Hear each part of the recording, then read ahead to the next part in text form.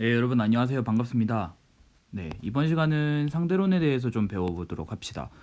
어, 네, 일단은 뭐 상대론 같은 거는 제가 전에 좀 어, 계속 하고 싶었던 건데, 계속 이 수업을 계속 하고 싶었던데 이유는 어, 이게 시중이라고 하면 안 되지. 학원계에서 설명하시는 분들이 다 달라요. 네. 누군 이렇게 설명하고 누군 저렇게 설명하고 누군 잘못 가르치시고 누구는 제대로 가르치시는 분도 계시고 막 그래요. 이게 상대론 같은 경우는 이번 교육과정에 진짜 처음 나온 거거든요. 공구개정 교육과정에 처음 나온 거라서 이 부분에 대해서 제대로 알고 제대로 된 거를 알려주기가 좀 힘든 부분이 있어요. 상대론 부분이. 그래서 많은 부분들이 막, 물리원 교육과정에서는 이거는 그냥 무시해도 되는구나. 저건 무시해도 되는구나. 서슴없이 그렇게 말씀하시는 분이 계셔요. 왜냐면은 그렇게만 하더라도, 수능 문제가 여태까지 풀렸기 때문에. 그래서 제가 말씀을 좀 드리려고 하는 게 뭐냐면 이건 제대로 알아야 돼요. 제대로. 제대로 알아야지만, 문제를 풀 수 있고, 제가 알기로는 여태까지 여러분들이 푸신 방법들이 제대로 된 풀이 방법이 없었을 거라고 저는 생각이 듭니다. 그래서 이번 시간에 좀 잡아간 거를 토대로 앞으로 문제를 좀 풀어봤으면 좋겠습니다. 네, 자, 그러면 시작을 하도록 할게요. 일단은 뭐 기본적으로 우리가 상대론을 알기 위해서는 이해를 하기 위해서는 이 가장 두 가지가 굉장히 필요합니다. 첫 번째는 물리법칙이 어디서나 동일하다. 그리고 광석 불변의 법칙. 물리법칙이 어디서나 동일하다 이거는 뭐 움직이고 있거나 그런 상태에서도 어디서나 그런 동일한 물리법칙이 성립된다 이런 거고요. 광속불변의 법칙은 이건 정말 중요합니다. 광속불변의 법칙 같은 경우는 이것 때문에 상대론이 힘을 실을 수 있었던 겁니다. 네, 광속불변의 법칙. 그러니까 빛의 속력은 C로 일정하다. 그러니까 원래는 진공에서 C로 일정하다 막 이런 식으로 말씀을 드려야 되는데 같은 단색광, 같은 빛이라면 동일한 빛이라면 그 어디서든 같은 매질에 있어서 그 어디서든 동일한 속력 움직이는 사람이 봤을 때도 C라고 측정을 하고 가만히 있을 때도 C라고 측정하고 이렇습니다. 네. 불변하다라는 정도만 알아두시면 좋겠고요. 뭐 이건 참고로 그냥 제가 써드릴게요. 이런 식으로 표현을 해요. 빛의 속력을. 이게 뭐 대학 가면은 전자기하학이라든가 아니면은 뭐 일반 물리에서 좀 배우던데 둘 다 상수예요. 네, 상수이기 때문에 저 빛의 속력이 일정하다라는 거를 알 수 있죠. 두 개가 상수이기 때문에 이거는 뭐 우리가 뭐 축전기 하면은 그 축전기 내에서 이게 유전율 같은 게 있죠. 그 유전율에 이랑 비슷한 값이고요. 거기에 관련된 값이고요. 이 뮤제로 같은 경우는 뭐 직선도선 있잖아요. 직선도선에서 자기장 만들어질 때 R분의 KI 이렇게 쓰잖아요. 이 K에 해당하는 것 중에 4파이 분의 뮤제로 막 이런 식으로 표현이 되는 게 있어요. 거기에서 나오는 뮤제로예요. 예. 네. 그거 두 개를 곱한 값이에요. 상수죠. 상수 곱하기 상수에다가 루트 값 씌워서 그걸 역수시하면은 빛의 속력이 나옵니다. 자, 그 다음으로 봐야 될 건 이 동기화 과정인데 이것도 중요합니다. 특정 장소에서 흐르는 그 시각대하고 바로 옆에 있는 시각대랑 달라요. 그거를 잠깐 증명을 해드리면 예를 들면 이게 우리나라가 여기 있다고 칩시다. 우리나라가 여기 있으면은 반대편에는 아르헨티나가 있겠죠. 네, 그렇죠. 둘의 시간차가 있죠. 우리가 아침이면 저기서는 밤이고 막 그렇죠. 네. 그러면 시간차는 반드시 존재한다라는 걸 알 수 있어요. 그러면 여기하고 여기는 시간차가 존재하는데 여기하고 여기는요.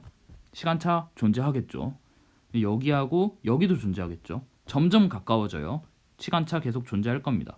그래 놓고 내 바로 옆에 지점이랑 지금 이 자리랑 시간차를 비교해 봤을 때 시간차가 당연히 존재한다라는 것을 알 수 있겠죠. 같은 장소가 되지 않는 이상 같은 시간대를 사용할 수가 없어요. 그렇기 때문에 우리나라 시간대를 동기화 시켜줄 필요가 있어요. 네, 예를 들면 이런 거죠. 부산에서 10시에 만나기로 했는데 내가 여기서 측정한 10시랑 서울에서 측정한 10시랑 부산에서 측정한 10시가 다르지 않습니까? 그러니까 약속 장소에 도착하는 그 시각대가 다 다르기 때문에 동기화를 해줄 필요가 있어요. 그래서 예를 들면은 뭐 미국 같은 경우는 태평양시 뭐 이렇게 해가지고 동기화를 시켜놓거든요. 네. 그 과정이 좀 필요하다라는 거고, 수능에서는 동기화 과정이라는 게 왜 필요하냐면 같은 장소 취급이 가능해요. 네. 예를 들면은 어느 특정 지점에서 측정한 시각하고 어느 특정 지점까지에서 측정한 시각, 이 시각차만 물어봤을 때, 시각차만 얼마 나는지 그거를 측정하고 싶을 때는 동기화 과정이 반드시 필요해요. 왜냐면 여기에서 위도 경도차라던가 아니면 흐르는 시각차가 다 다르기 때문에, 시간차 아니에요. 시각이 각각 다르기 때문에 동기화를 해준 상태에서 진행을 해야 합니다. 그렇기 때문에 동기화는 굉장히 중요하다라는 말씀을 드리고 시작을 하도록 하겠습니다. 자, 많이 보셨죠? 이거는 뭐 진짜 굳이 얘기를 안 해도 이거는 1학년도 수능에서도 나왔죠. 수능에서도 나온 내용인데 한번 봅시다. 여러분들이 가지고 있는 좀 의문점이 있을 거예요.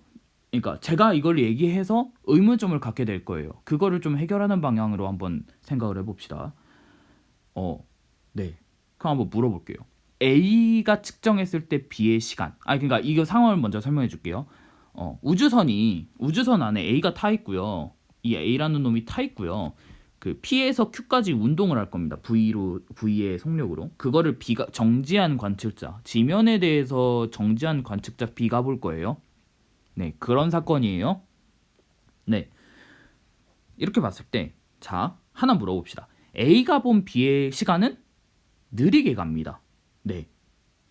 그러면 B가 본 A의 시간은 이것 또한 느리게 가요. 그리고 여러분들이 학교에서 배웠듯이 이 두 개가 다 맞다라는 걸 배웠을 거예요. 자, 이거는 맞아요. 이건 맞는데, 그럼 두 번째 질문을 드릴게요. A가 P에서 Q까지 이동하는데 걸리는 시간하고 B가 측정했을 때 P에서 Q까지 이동하는데 걸리는 시간, 우주선이 P에서 Q까지 이동하는데 걸리는 시간, 이거는 서로 달라요. 누구는 고유 시간을 측정하고 누구는 팽창 시간을 측정해요. 네. 아까 처음 질문한 거를 한번 돌아가 봅시다. A가 본 B의 시간은 느리게 가고요. B가 본 A의 시간은 느리게 가요. 모순 아닙니까? 본인들이 생각했을 때 이거 약간 모순 아니에요? 아니, A가 봤을 때 B도 느리게 가고 B가 봤을 때 A가 느리게 간다며. 근데 왜 P에서 Q까지 가는데 이동하는 걸린 시간을 측정을 했을 때 둘 다 왜 다를 수가 있느냐? 네. 이거 가지고 약간 의문을 가질 수 있어요. 하지만 이건 다 맞아요. 누가 적게 측정하고 누가 짧은 시간을 측정하고 누가 긴 시간을 측정하는지는 결정이 돼 있어요. 그래서 이게 굉장히 중요한 겁니다. 이카루스 알파에 써 있죠. 고유 시간에 관련된 내용인데,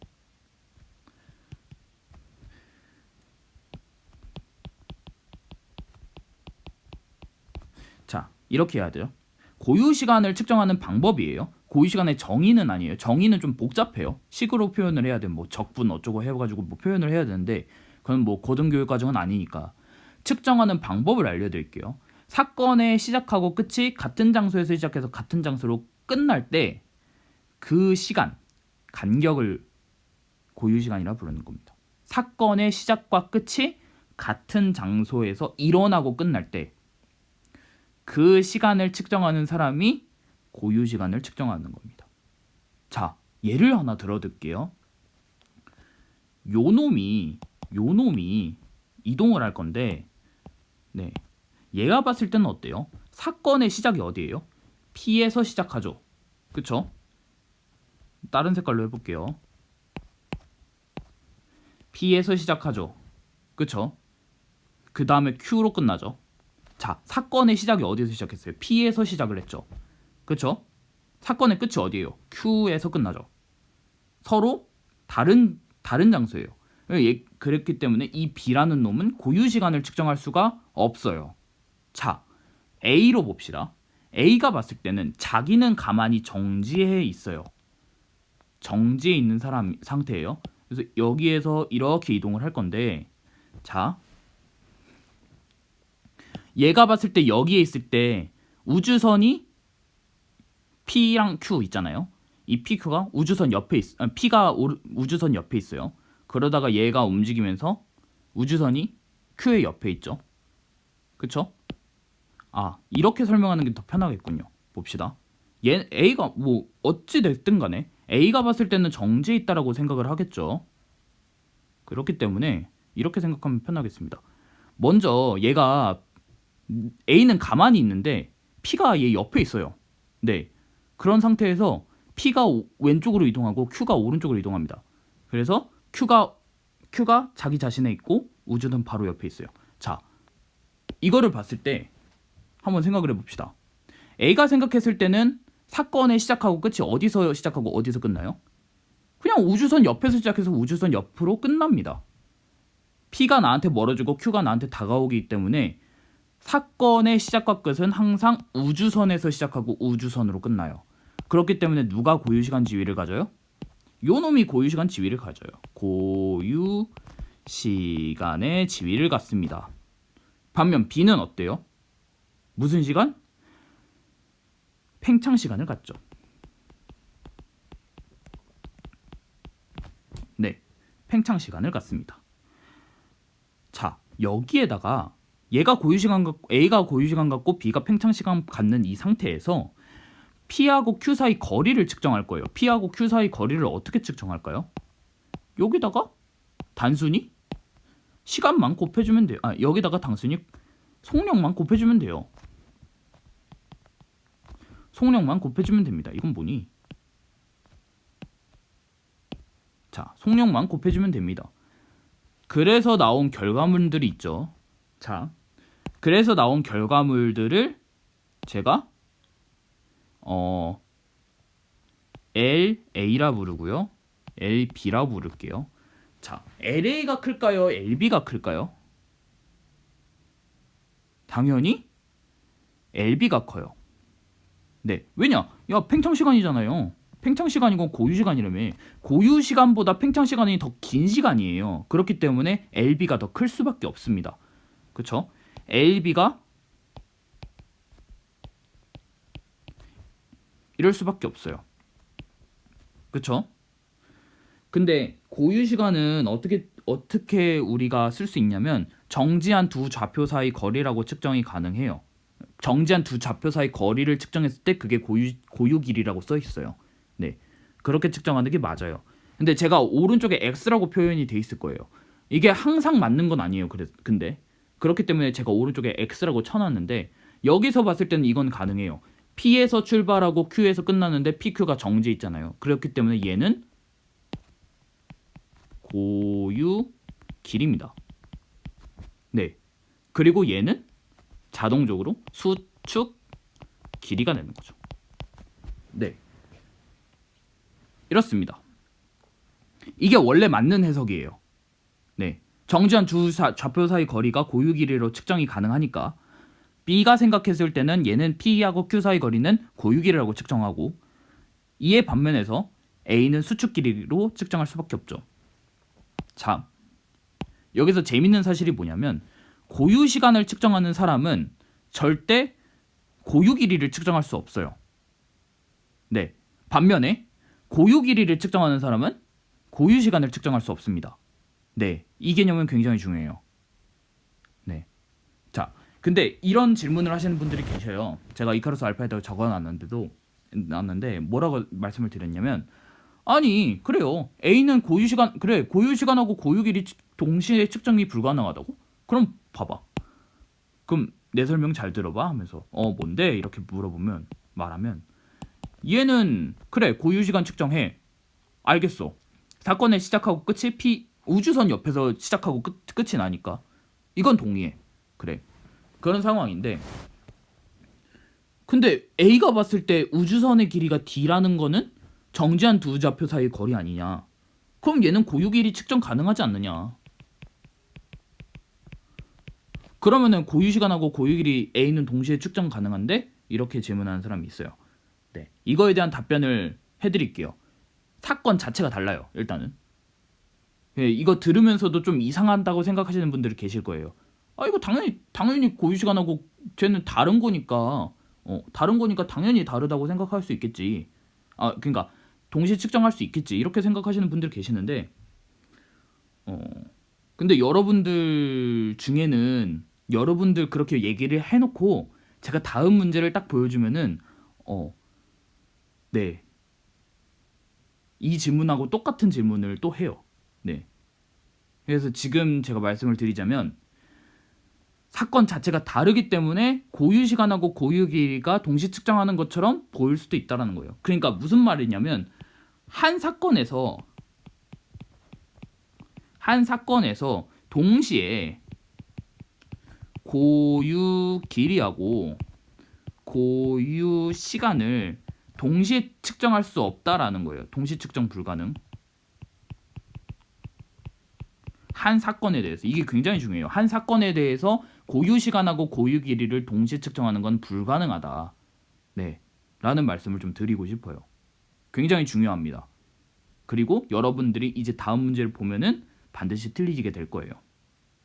네, 다음 문제 궁금하죠? 다음 문제 한번 봅시다. 이거 뭐야?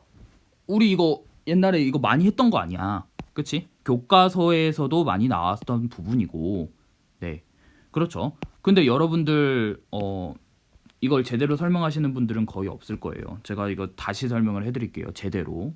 자, 무슨 상황이냐면 A가 우주선이 이동을 하고 있어요. 이렇게 A 우주선이 이동하고 있는데 A가 봤을 때 빛 광자식이라는 게 존재해요. 광자식이라는 게 존재해서 한 번 왕복을 해요.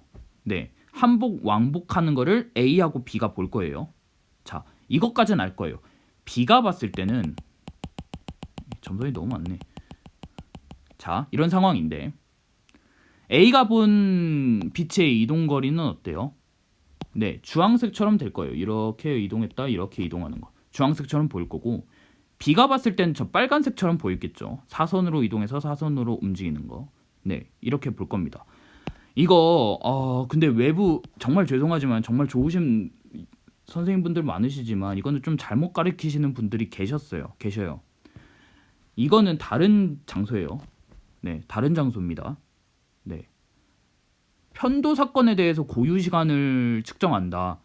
이거는 솔직한 얘기로 좀 조심스럽습니다. 누가 고유 시간을 측정하는지를 얘기를 하기가 힘들어요. 그렇기 때문에 왕복한 거를 가지고 고유 시간, 고유 길이를 얘기할 수밖에 없어요. 네. 근데 P하고 Q가 같은 장소 취급하시는 분이 계시는데 솔직히 아니에요. 이게 같은 장소, 그러니까 뭐랑 좀 헷갈려서 그러시느냐라고 헷갈려서 그러셨을 거예요. 왜냐면은 올해 모평 같은 거 보면은 얘가 이렇게 움직여서 빛을 이렇게 쏴줬다. 이렇죠. 이런 문제였죠. 여기는 같은 장소가 맞아요. 네. 이건 어쩔 수가 없어요. 왜냐면은 이거는 그 1차원적으로 같은 장소, 완벽하게 같은 장소라고 취급하고 하고 싶은데, 네, 이게 그림을 그렇게 그리면 애들이 그러니까 여러분들이 이해를 못해요. 네, 학생분들이 이해를 못하기 때문에 어쩔 수 없이 이렇게 그린 것 뿐이에요. 네. 그리고 이거 봤을 때는 뭐 물체라던가 빛이 이렇게 그러니까 물체라던가 빛이 이렇게 이동하거나 이렇게 이동한 게 아니기 때문에 여기 이 세로 이 부분은 의미가 없는 거예요. 의미가 없기 때문에 같은 장소 취급이 가능한 거예요. 이거는. 네. 자, 다시 설명해 드릴게요. 어떤 문제였냐면 여기에서 우주선이 이렇게 출발을 했어요. 올해 모평 같은 경우 이렇게 출발을 하다가 어떤 우주 정거장에 딱 여기 도착했을 때 여기서 이렇게 빛을 쏴준 거예요. 그리고 여기에 도착을 한 거예요. 이런 문제였어요. 네. 근데 여기서 보면은 빛이라던가 물체라던가 이 X축, Y축이라 보면은 Y축 방향으로 움직이는 놈들이 없어요. 네. 그렇기 때문에 Y축이 의미가 없는 거예요. 그렇기 때문에 이거는 같은 장소 취급이 돼요. 여기 있는 것들은. 네. 같은 장소 취급이 됩니다. 이거는 인정합니다. 왜냐면 이거는 그림상 한계예요. 이거를 여기다가 이 가운데다가 나 다 그리려고 하면은 이거 절대 이해가 안 가요. 문제 상황 자체가 이해가 안 가요. 근데 만약에 저 위에 있는 것처럼 운동 방향하고 이게 수직항 방향으로 빛이 왔다 갔다 하는 경우다 라고 하면은 다른 장소 취급을 해줘야 돼요. 반드시 Y축이 의미가 있기 때문에요. 네, 이거 판례가 있어요. 17학년도 9평을 보시면 됩니다. 17학년도 9평에 어떻게 나왔냐면 이렇게 나와 있어요. 네, 빛을 여기서 쏴주고 여기서 쏴주고 여기서 쏴주고 이게 우주선이 이렇게 운동하는 게 있어요. 이랬을 때 여기에 왕복하는데 걸리는 시간을 물어봤었단 말입니다. 근데 이 논리에 따르면 이게 같은 장소라는 논리에 따르면은 이거는 이동거리가 0이 되어야 돼요. 빛의 이동거리나 이동시간 자체가 0이 되어야 되는데 네, 그렇지가 않죠. 네, 그렇지 않다라는 걸 보여주는 판례 중에 하나입니다. 17학년도 9평이. 한번 풀어보세요. 네, 따라서 무슨 말씀을 드리고 싶냐면 어떻게 지 무슨 말씀을 드리고 싶냐면 같은 장소가 아니라는 거예요. 네, 저 위에 있는 것도 같은 장소가 아니라는 겁니다. P에서 출발해서 Q로 갔다가 다시 P로 돌아오는 사건이에요. 네, 다른 장소예요. P하고 Q가. 자, 이제 그거 인정을 하셨으면 같이 봅시다. A가 봤을 때하고 B가 봤을 때가 이렇게 있겠죠. 자, 첫 번째 상대로는 푸는 가장 첫 번째 방법은 누가 고유 시간을 측정했는가. 이게 첫 번째예요. 근데 0번째가 있어요. 이게 뭐냐면 사건을 정의하는 거예요. 아까도 마찬가지로 사건을 정의를 해놓고 그 다음에 누가 고유 시간을 측정했는가를 측정하지 않는다면, 그러니까 하지 않는다면 문제가 당연히 발생할 수밖에 없어요. 이거 쳐내까 이거 보세요. 이거 P에서 Q까지 가는데 걸리는 시간, 그리고 P에서 Q까지 가는데 이 PQ 사이 거리, 이렇게, 그러니까 우주선의 이동 거리, 이렇게 사건을 정의해 놓고 시작을 해야지 누가 고유 시간 측정하고 누가 고유 길이를 측정하고 이게 판단이 되는데, 뜬금없이 P에서 Q까지 가는데 누구는 팽창시간, 누구는 고유시간 이해가 가는데 갑자기 얘 길이를 묻는 그런 일이 벌어질 수 있다는 말입니다. 따라서 사건 자체를 정의를 해야 돼요. 네, 여기서는 어때요? 여기서는 어떻게 정의를 해야 돼요? 빛이 P에서 출발해서 Q로 도달한 다음에 다시 P로 돌아오는 사건이에요. 무슨 말인지 알겠죠? 자, 이거를 보고 누가 고유 시간을 측정했는가를 봐야 돼요. 그럼 누가 고유 시간을 측정했을까요? A예요, B예요? A겠죠. 왜? P에서 출발해서 Q까지 올라간 다음에 다시 P로 돌아오잖아요. 같은 장소에서 시작을 해서 같은 장소로 끝나잖아요.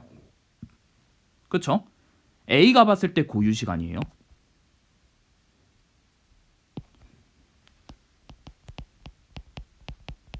그쵸? 그럼 B는 자동적으로 무슨 시간? 팽창 시간이에요. 팽창 시간. 네, 그렇습니다. 자, 그 다음이 문제예요. 여러분들, 그 다음이 문제예요. 누가 고유 길이를 측정하는가? 네, 제가 만난 대부분의 학생들은 P에서 Q까지 거리 곱하기 2가 고유 길이라고 측정을 한다고 합니다. 그렇기 때문에 A가 고유 시간과 고유 길이를 동시에 측정한다고 하시는 분들이 많아요. 네, 결론부터 말씀을 드릴게요. 아니에요. 아닙니다. 절대 아닙니다.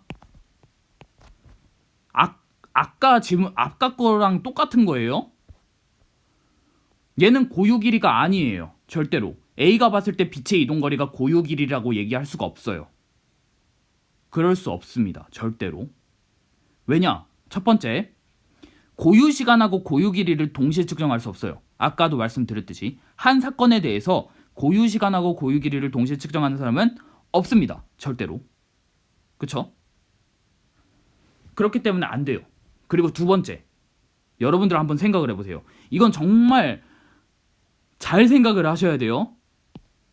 그래요. 만약에 맞다라고 가정을 해볼게요. 얘가 고유 길이가 맞다라고 생각을 해보면 A가 이동한 거리는 여기 세로 길이가 D라고 치면은 여기 밑에서 쓸게요.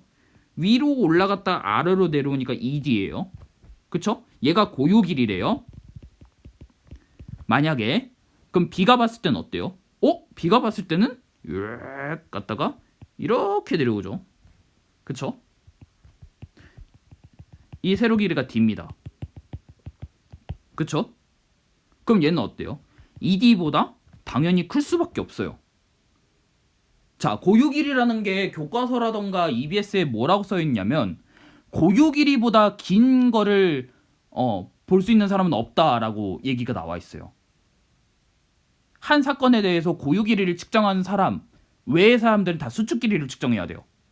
팽창 길이 이런 거 없어요. 근데 얘는 고유 길이라고 얘기를 하면은 얘는 뭐예요? 이동 거리가 더 크잖아. 그럼 고유 길이보다 큰 거네요? 팽창 길이예요? 아니죠. 여기서 모순이 발생하는 겁니다. 따라서 얘는 고유 길이가 측정할 수가 없는 거예요. 고유 길이 아니에요, 절대로. 여러분들 이거 고유 길이라고 생각하시는 분들 많은데 고유 길이 아닙니다.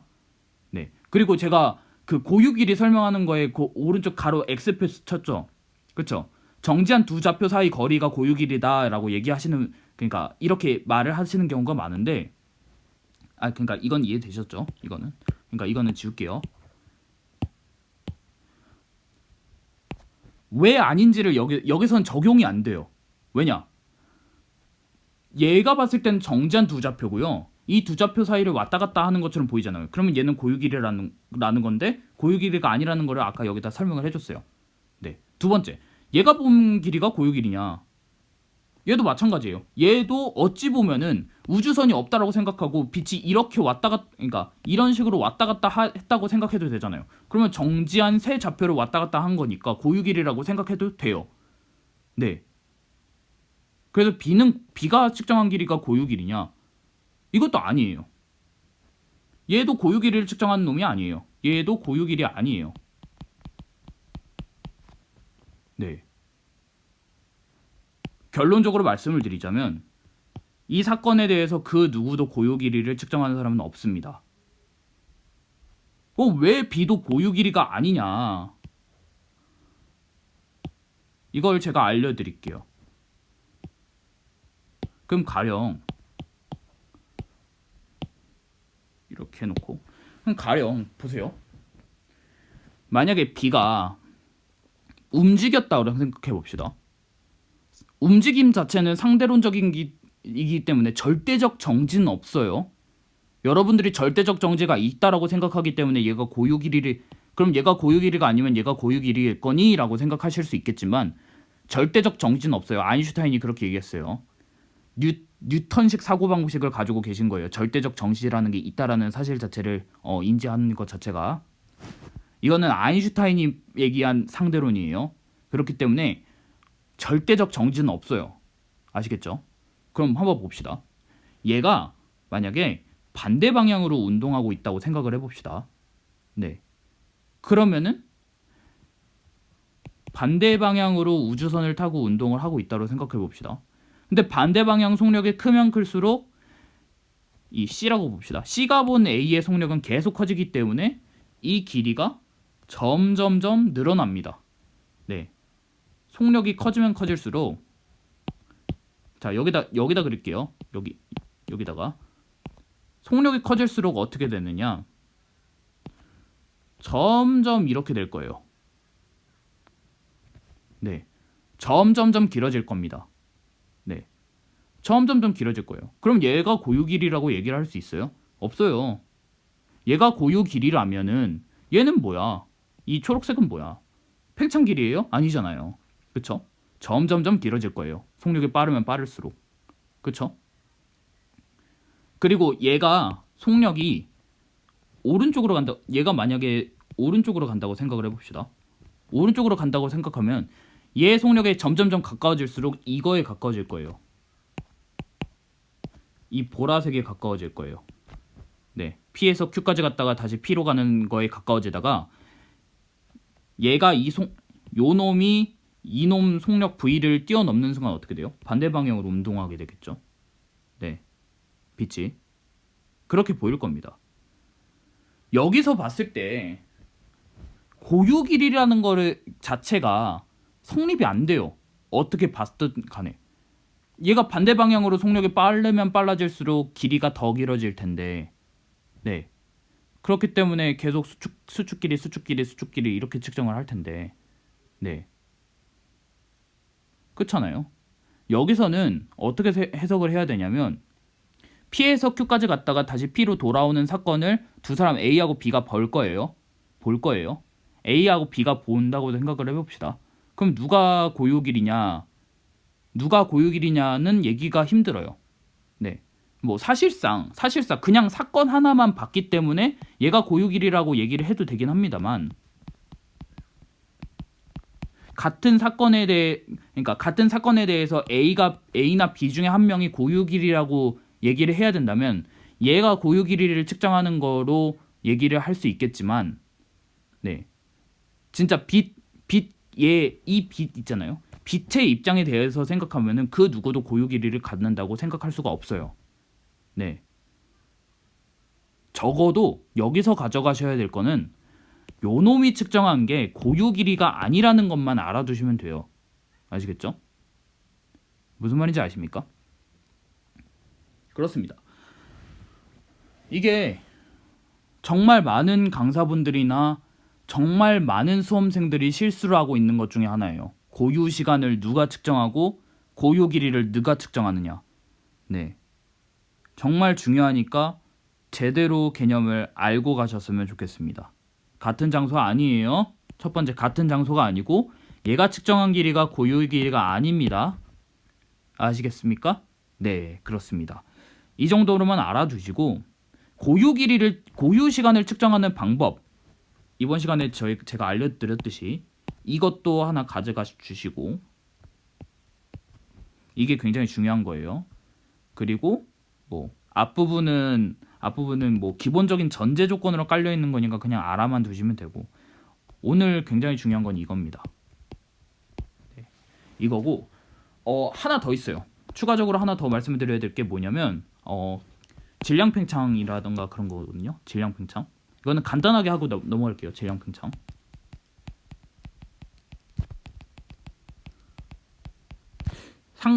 정지 질량이라는 걸 알아야 되는데, 정지 질량은 뭐냐면 상대적으로 정지해 있는 놈의 입자의 그 질량을 의미하는 거예요. 상대적으로 정지해 있는 놈의 질량이에요. 얘가 실제로 움직이고 있는지 뭐 하는지 전 잘 모르겠지만 정지한 놈의 질량을 얘기할 거예요. 근데 얘가 움직여요. 움직이면 어떻게 된다? 질량이 팽창한다. 질량이 증가한다, 이런 거예요. 질량 팽창. 아시겠죠? 뭐 가령 뮤온이 이렇게 떨어진다고 생각해 봅시다. 뭐 붕괴한다, 뭐 한다. 네, 생각을 해보는데 뮤온 A하고 뮤온 B가 있는데 얘는 속력이 뭔지 모르겠고 A고 VB예요. 이 상태에서 B가 그러니까 지면에 정지해 있던 놈이 봤을 때 B의 질량이 A보다 컸다.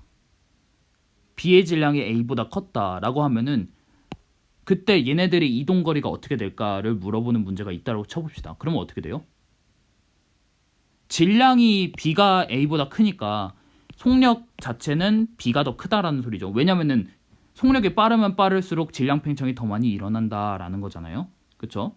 그렇기 때문에 얘가 더 빠를 거고, 그 다음에 시간 지연 자체가, 그리고 사건의 시작과 끝, 뮤온이 생성되는 곳은 같은 장소고, 끝날 때가 어느 장소인가를 볼 거죠. 그렇죠? 그랬을 때 얘는 더 수명이 오래돼가지고, 그러니까 얘가 봤을 때는 얘네들의 수명은 같아요. 그렇기 때문에 동일한 시간 동안 이동한 거리가 얘가 더 길고 얘가 더 짧을 수밖에 없다. 그래서 얘가 낮은 곳에서도 B가 더 측정이 된다라고 얘기할 수 있어요.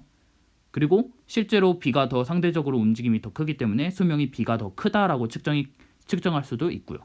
네, 그렇습니다. B가 봤을 땐 그렇죠. 난 더 많은 거리를 이동하니까. 이게 질량 팽창이에요. 별거 아니지만 이걸 가지고 수능에서 수능 문제 한 문제 맞추느냐 마느냐 그거에 좌지우지되는 문제 중에 하나였어요. 질량 팽창, 정지 질량 같은 게.